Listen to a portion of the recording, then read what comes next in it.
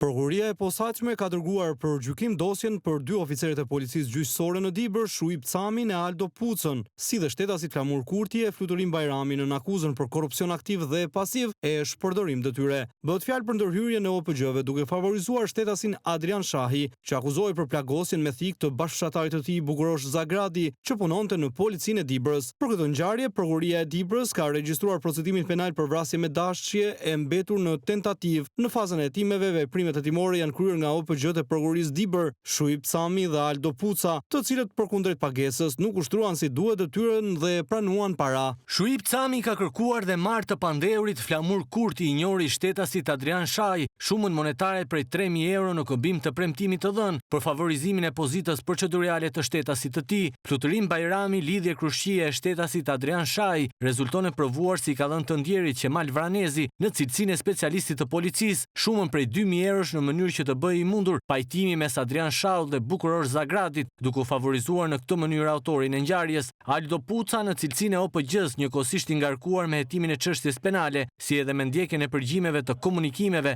dhe duke qenë dienit të komunikimeve telefonike dhe transkriptimeve të tyre me përmbajtje korruptive, ka ndërprer përgjimet e komunikimeve të shtetasit Adrian Shahi. Aldo Puca nuk ka referuar komunikimet me përmbajtje korruptive në prokurorinë kompetente, nuk ka referuar asnjë komunikim me përmbajtje korruptive, si dhe nuk ka identifikuar personat e dyshuar për kryerjen e akteve korruptive edhe pse kishte komunikime të qarta për këtë fakt të kundërligjshëm. Veprime këto të kryer nga i pandeuri me qëllim favorizimin e autorit të ngjarjes Adrian Shahu me ndërprerjen e përgjimit ka mundur të shmange drejtësisë për më shumë se një vit në arati, si edhe shmange nga përgjegjësia penale të OPG-s të pandeurit Shuip Cami që përmendej qartazi në këto komunikime me përmbajtje korruptive. Ngjarja ndodhi në vitin 2020 dhe shkaqet kishin të bënin me konflikte pronësie ndërsa viktima e sulmit rezulton të ketë shërbyer si punonjës i policisë së Dibrës. Bukurosh Zagradi, 2 vite pas kësaj ngjarje, pezullohet nga detyra dhe dënohet me 6 muaj pasi akuzohet për dhunë nga një çift i moshuar bashkëshortësh.